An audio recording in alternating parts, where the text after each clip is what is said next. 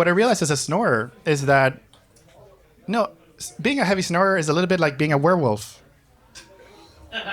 Like, it happens once in a blue moon. You pass out, and then you come back, and like you have no recollection. We're not willfully transforming, right?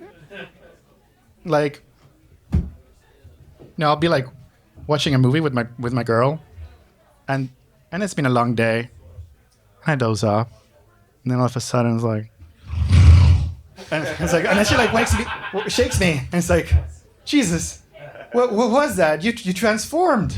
That was you became an animal. And I thought that being an animal in the bedroom was a good thing.